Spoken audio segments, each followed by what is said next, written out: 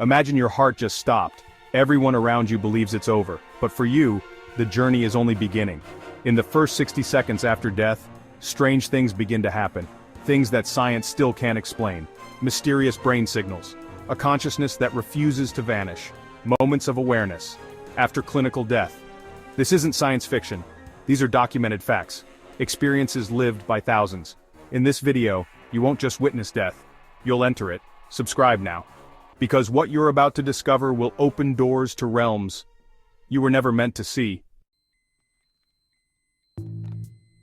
The moment your heart stops, the world goes silent. But inside your body, chaos erupts. First, neurons begin to suffocate without oxygen. But here's the twist. The brain doesn't shut down. It lights up.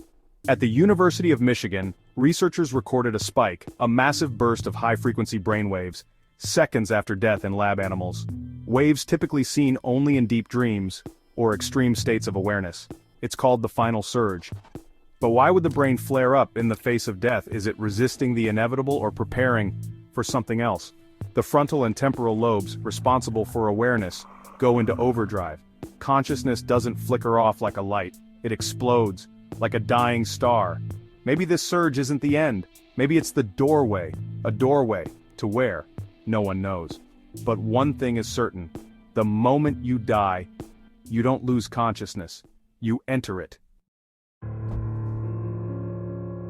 You are dead, officially, no heartbeat, no breath. But deep inside, something awakens. In the first 3 minutes after death, the brain may enter a state scientists call post-mortem consciousness. Studies have shown electrical activity can continue in the brain, even after clinical death. In New York, a patient declared brain dead accurately described conversations around him. He heard, saw, even felt, while having no pulse at all. How can a dead brain perceive? Is this consciousness separate from the body, something beyond biology? Terrifyingly, some researchers now ask, do we live for a while, after death? Not in body, but as a disembodied awareness, watching from the outside. What is this state? The soul, the dying mind's echo? No one knows. But death is clearly not an immediate void. It is a doorway to something profoundly unknown. While the world thinks you've ended, your body begins to act. Within minutes of death, certain genes switch on, proteins activate, cells reorganize. In a chilling study, scientists found some genes become more active after death. Genes linked to growth, to healing, even to cancer and birth, as if the body is trying to prepare not for decay, but for transformation. More disturbing, some cells continue to divide for days. At the University of Washington, skin cells were found dividing after death. Stem cells even began to change, as if rebuilding something. Doctors call it intelligent decay. But the haunting question remains, if a body functions without a mind, is it truly dead? Hours pass, the body grows cold, stiffness sets in. Eyelids first, then jaws, then limbs. But then, the unthinkable happens.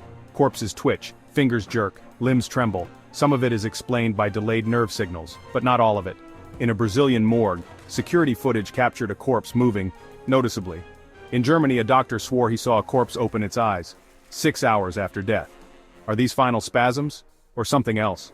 Could consciousness be clinging to the body? We don't know, but one truth becomes undeniable. Death is not a moment, it's a process, stranger than fiction.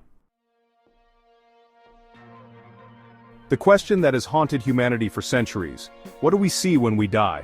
Tens of thousands have reported near-death experiences. They all describe the same images: a tunnel, a bright light, a feeling of floating, memories, voices of lost loved ones. What's astonishing? These accounts are eerily similar, across cultures, religions, languages. In the United Kingdom, a massive scientific study found that people who were clinically dead for minutes described a deep sense of calm. One man said, "I saw my body from above, I knew I was dead, but I wasn't afraid." Hallucinations or something else? Doctors say it may be brain chemistry, but others suggest something far deeper, a crossing over, an awakening. Are we glimpsing another dimension, the afterlife, the true self? For the first time, the unknown is starting to speak back. Despite the mystery, humans keep trying to defy death. At Yale, scientists did something insane. They pumped blood into pig brains hours after death. And they responded, not fully alive, but not quite dead. They called it the gray zone. Today, companies offer cryonics, freezing corpses in minus 196 degrees Celsius, hoping one day science brings them back. But if we can reanimate the body, does the self return? Is it the same person, or just a shell? Other experiments involve death-slowing liquids, already tested on mice. Humans, maybe next. Is death a disease we can cure? Or will we discover that death is not an enemy, but a passage we must walk through?